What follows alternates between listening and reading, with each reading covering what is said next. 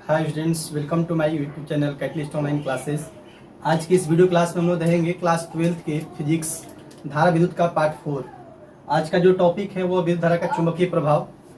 तो चलिए समय लगा। विद्युत धारा के चुंबकीय प्रभाव की खोज किसने की? तो देखिए, ये क्वेश्चन आपको दो तरह से पूछा हुआ है। दोनों क्वेश्चन में कंफ्यूजन हो जाता है स्टूडेंट्स को कि विद्युत धारा के चुंबकीय प्रभाव और विद्युत चुंबकीय प्रेरण ये दोनों अलग अलग घटनाएं हैं और ये दोनों के खोजकर्ता भी अलग अलग हैं। इसलिए थोड़ा ध्यान देंगे आप लोग कि विद्युत धारा के चुंबकीय प्रभाव की जो खोज है ये ऑर्स्टेड नामक वैज्ञानिक ने की, और विद्युत चुंबकीय प्रेरण की खोज जो था आपको माइकल फैराडे ने किया था। विद्युत चुंबकीय प्रेरण के सिद्धांत पे आपको काम करता है विद्युत जनित्र, ठीक है, और विद्युत धारा के चुंबकीय प्रभाव पे काम करता है आपको विद्युत घंटी। इसलिए ये दोनों घटनाएं फिजिक्स में अलग अलग है, इसलिए दोनों में कंफ्यूजन होता है। दोनों क्वेश्चन आपको आईसी में पूछे गए, 10th में भी पूछे गए, तो कंफ्यूजन होने का डर नहीं रहेगा। इसलिए ध्यान रखेंगे। इसमें विद्युत धारा के चुंबकीय प्रभाव की खोज किसने की? ऑर्स्टेड ने। और विद्युत चुंबकीय प्रेरण की खोज किसने की? माइकल फैराडे ने। चलिए आगे बढ़ते हैं क्वेश्चन नंबर 3 पे। क्वेश्चन नंबर 3 है, यांत्रिक ऊर्जा को विद्युत ऊर्जा में बदलने वाले संयंत्र को क्या कहा जाता है? तो यांत्रिक ऊर्जा को विद्युत ऊर्जा में बदलने वाले संयंत्र को हम लोग क्या कहते हैं? डायनेमो। यांत्रिक ऊर्जा को विद्युत ऊर्जा में बदलने वाले यंत्र को क्या कहते हैं हम लोग? डायनेमो। तो इसका सही जवाब जो होगा सी नंबर होगा। अगला क्वेश्चन देखते हैं, क्वेश्चन नंबर 4 कि डायनेमो किस सिद्धांत पर कार्य करता है? तभी हमने बताया विद्युत चुंबकीय प्रेरण के सिद्धांत पर कार्य करता है।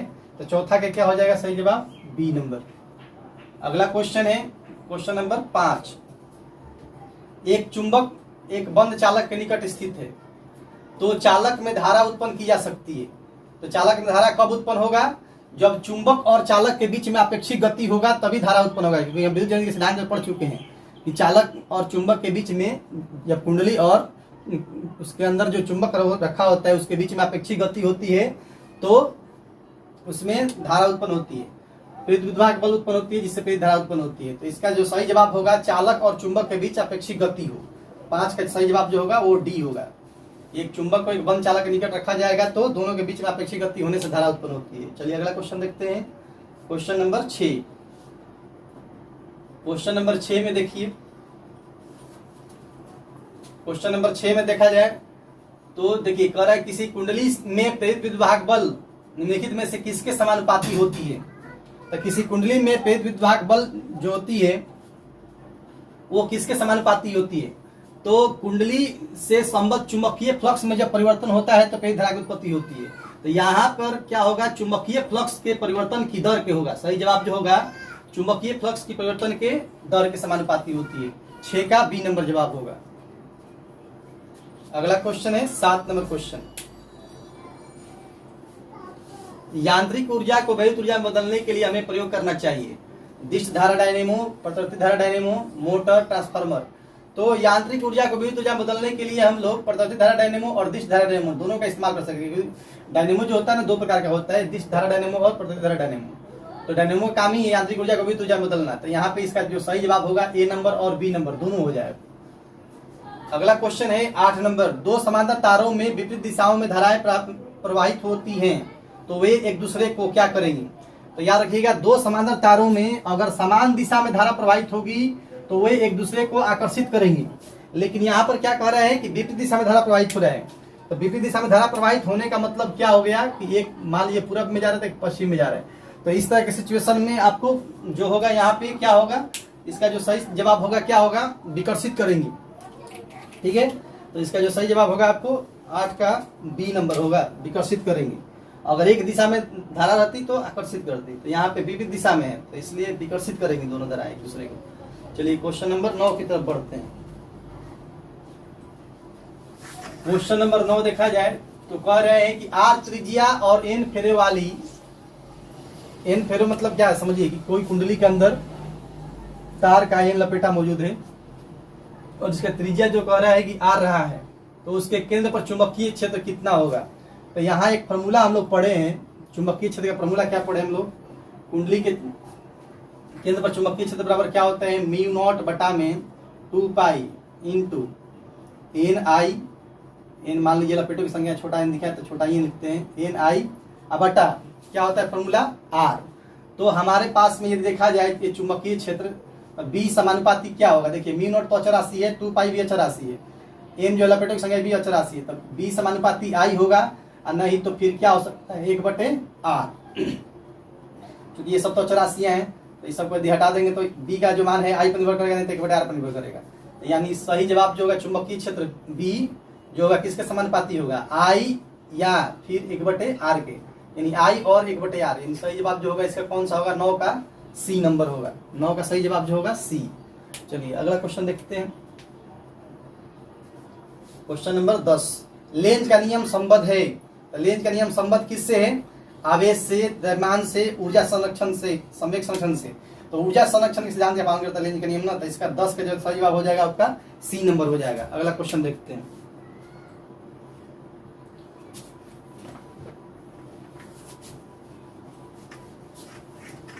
चलिए अगले क्वेश्चन की तरफ बढ़ते हैं। लेंज का नियम किसके संरक्षण के सिद्धांत का पालन करता है, तो लेंज का नियम ऊर्जा संरक्षण के सिद्धांत का पालन करता है। इसका जो सही जवाब होगा 11 का सी नंबर। गैल्वेनोमीटर के द्वारा निम्नलिखित में से किसे मापा जाता है, तो गैल्वेनोमीटर से क्या मापते हैं हम लोग, विद्युत धारा मापते हैं। 12 का बी नंबर होगा।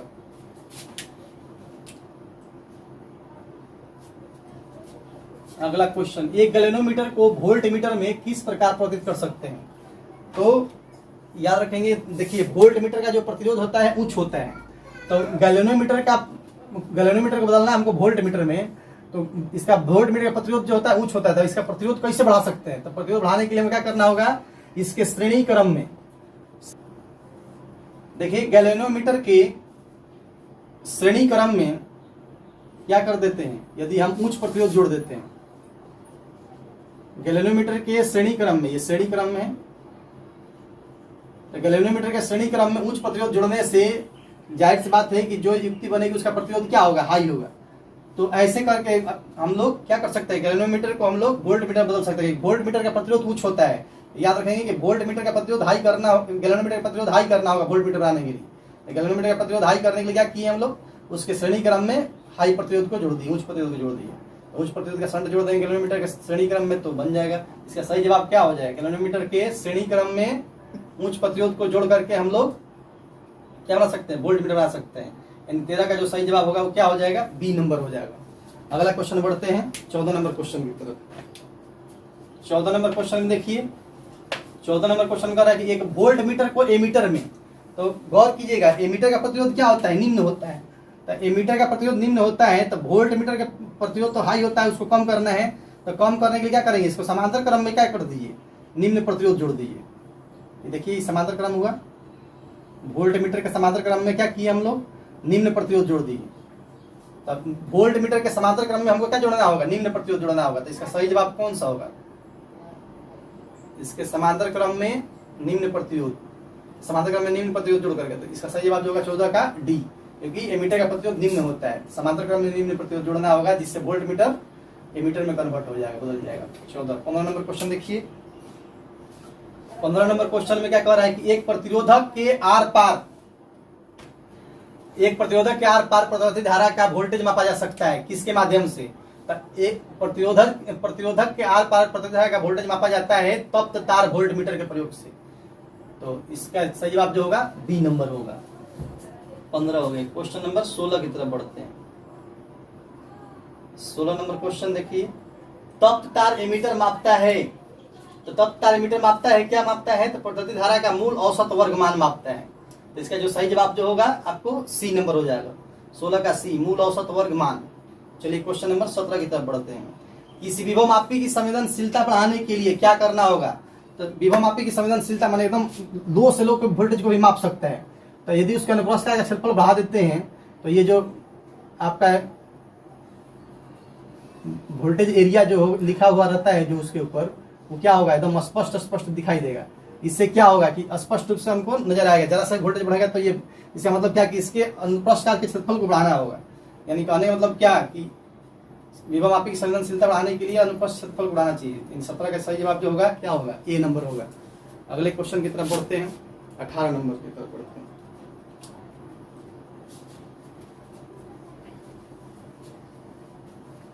18 नंबर क्वेश्चन में एक वोल्ट मीटर का प्रतिरोध 5000 ओम है, तो इसकी माप से 20 गुना बढ़ाने के लिए इसमें जोड़े जाने वाले प्रतिरोध का मान क्या होगा। तो वोल्ट मीटर का प्रतिरोध दिया हुआ है, आर का मान दिया है कितना, 5000 ओम। ठीक है। और माप सीमा कितना बढ़ाना है 20 गुना, यानी n का मान कितना दिया है 20 गुना। तो हमको क्या निकालना है, हमको अतिरिक्त शंट का जो मान होगा वो निकालना है। तो यहाँ सूत्र होता है, कौन सूत्र, शंट का जो मान होता है S बराबर होता है R इंटू n माइनस 1 ए से। यहाँ क्या हो जाएगा, अतिरिक्त शंट का प्रतिरोध, अतिरिक्त शंट का प्रतिरोध क्या होगा, अतिरिक्त शंट का जो प्रतिरोध होगा आपको वो क्या हो जाएगा, R का मान कितना है 5000 20 माइनस 1 यानी 5000 अगुने 19 आई ओम आया। ओम को क्या बदल देंगे, किलो ओम बदलना होगा तो किससे भागा दे दीजिए 1000 से भागा दे दीजिए इसमें, तो ये आपको क्या बदल जाएगा किलो ओम में बदल जाएगा। तो इसका जो सही जो आंसर आएगा हमारा कितना आएगा 19 25 95 किलो ओम आंसर आएगा सही जवाब। इसका कौन सा जवाब हो जाएगा, सी नंबर। 18 का सही जवाब जो होगा वो सी नंबर होगा। चलिए बढ़ते हैं 19 नंबर क्वेश्चन की तरफ।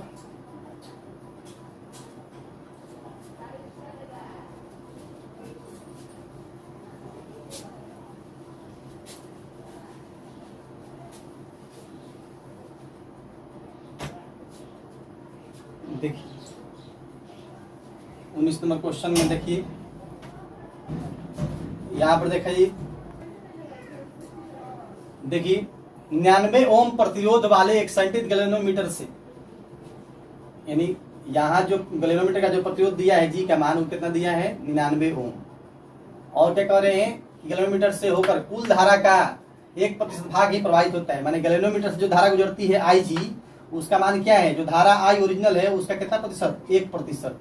यानी कहने मतलब क्या है कि आई गुने 1/100, यानी आई जी का जो मान है आई बटा में किसके बराबर है 100 के बराबर है।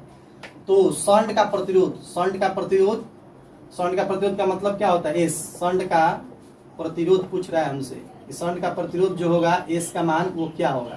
तो यहाँ सूत्र लगा दिया जाए, कौन सा सूत्र, आई जी बटा में आई बराबर होता है एस बटा में एस प्लस जी से।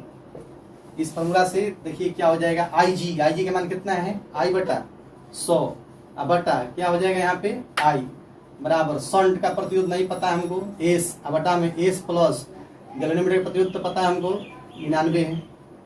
तो इसको यदि हम सॉल्व कर देते हैं तो हमारे पास क्या रिजल्ट आएगा, इस पूरे व्यंजक को यदि सॉल्व किया जाए तो रिजल्ट आ जाएगा हमारे पास या आई बटा में 100 इंटू आई बराबर एस बटा में एस प्लस 99, आई से आई कट जाएगा तो यहाँ पर हो जाएगा, देखिए यहाँ कुछ नहीं तो कितना है 1 है, तो 1 है तो 1 इंटू एस प्लस 99 बराबर 100 एस हो जाएगा, यानी एस प्लस 99 बराबर 100 एस या 99 बराबर 100 एस माइनस एस, यानी यहाँ से जो होगा 99 बराबर 100 एस माइनस एस यानी 99 एस, तो यहाँ हो जाएगा 99 बराबर एस, 99 गुना मतलब भागा में हो गया कट जाएगा तो कितना आएगा 1, यानी जो शंट का जो प्रतिरोध होगा वो क्या हो जाएगा 1 ओम हो जाएगा। यहाँ कौन सा जवाब सही होगा 19 का ए नंबर जवाब सही होगा। अगले क्वेश्चन की तरफ बढ़ते हैं, 20 नंबर क्वेश्चन की तरफ बढ़ते हैं। 20 नंबर क्वेश्चन में देखिए कह रहा है लॉरेंज बल का सूत्र क्या है। तो लॉरेंज बल का जो सूत्र है F बराबर, लॉरेंज बल क्या होते हैं, एक साथ किसी क्षेत्र में लगने वाला विद्युतीय बल और चुंबकीय बल दोनों का क्या होता है योग होता है। तो विद्युतीय बल क्या होता है QV, इस वस्तु पर कण पर लगने वाला एक साथ विद्युतीय बल और चुंबकीय बल के योग को लॉरेंज बल कहते हैं।